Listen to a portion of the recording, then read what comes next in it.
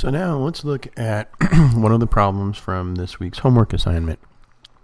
So here we're asked to graph by plotting points, and we're given an equation 4x is equal to minus y plus 3, and they give us two partially completed sets of ordered pairs. So they're giving us one where they're telling us the x value is -1, and they're giving us another one where they're telling us that the x value happens to be 0. And so what we need to do is to come up with the graph of this equation and the completion of those two ordered pairs. So let's see exactly how that might be done. Alright, so one thing that I want you to be able to do with these equations is to be able to really make the connection and see how we can get the answer a couple of different ways.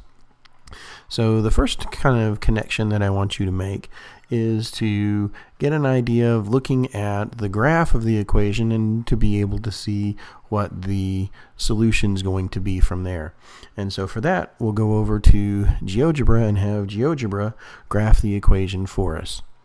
So we can go up to the input bar up here and we can put in the equation exactly as we see it.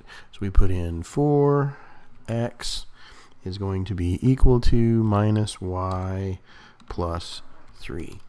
And so when we do that, we get a graph that looks something like this. Okay.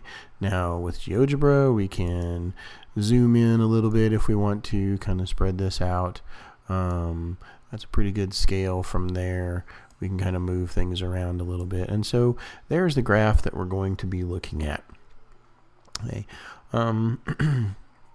So now, for the ordered pairs that we were given, one of the ordered pairs was had an x value of -1. Now, kind of this first connection that I want you to see is if I go to the graph that if I go over to the x value of -1, and then I follow that x value at -1 vertically until I run into the graph, then that's going to give me a point on the graph.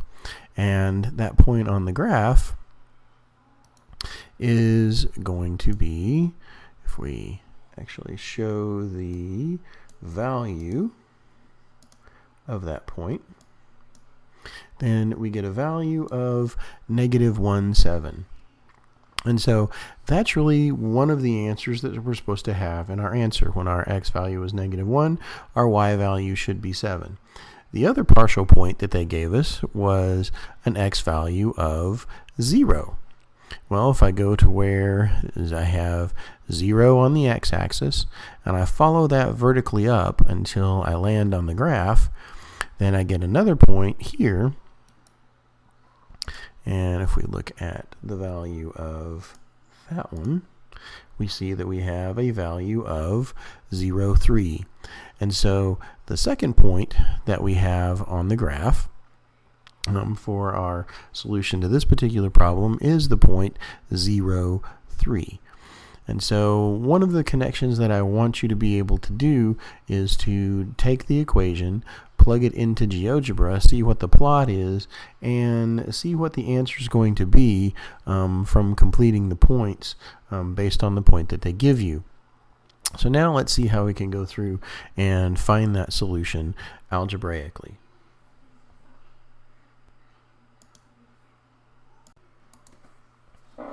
So we begin with the equation 4x is equal to minus y plus 3. Now we were asked to complete the point -1 something to find a solution to the equation. So if we go back to the ordered pair and kind of remember the information that we're given, for -1, remember that's the x value, and the y value is what we want to find. And so from that ordered pair, we know that we're given the x value to be -1. And so what we can do is to take our equation 4x is equal to minus y plus 3 and plug in -1 for x. So we've got 4 times -1 is equal to minus y plus 3. Now we can simplify that a little bit 4 times negative 1 is going to give us a negative 4. So we have the equation negative 4 is equal to negative y plus 3.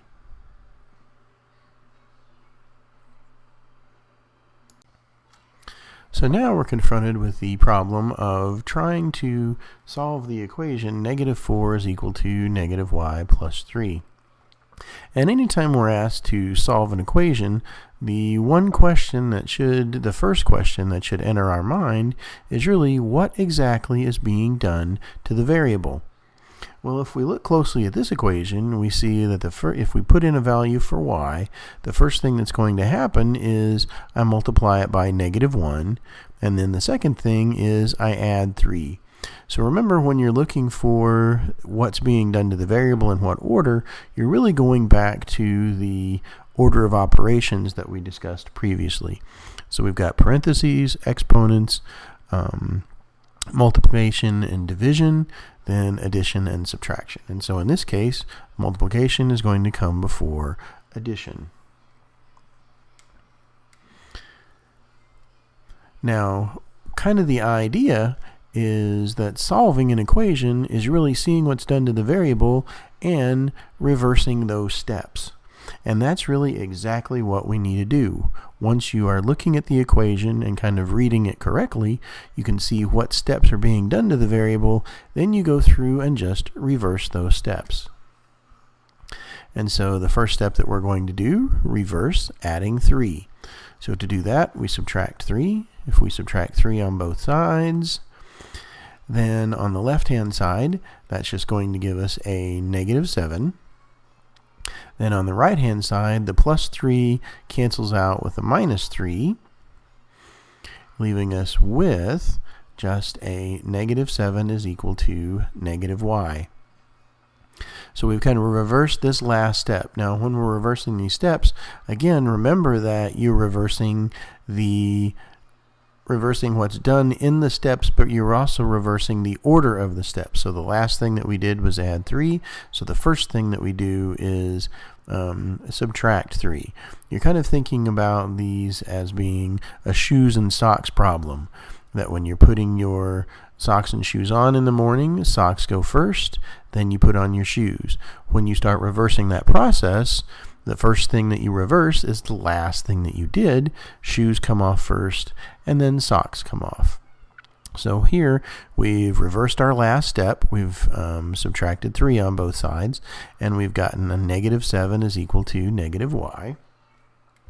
So we reverse multiplying by a negative 1 by dividing by negative 1. We put that negative 1 on both sides, and sure enough, the negatives cancel. On negative 7 divided by negative 1 is just going to be 7.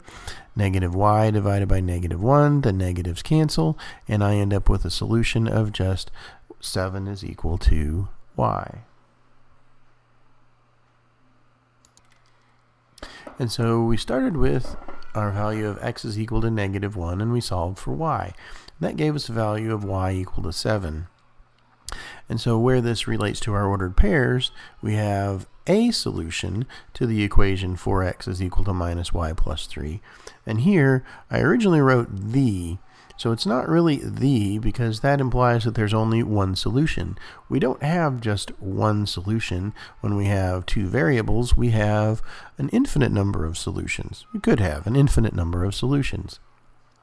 And so it's probably more accurate to say a solution to the equation 4x is equal to minus y plus 3 then is given by x was negative 1 and y was 7, and that was the ordered pair that we actually saw on the graph.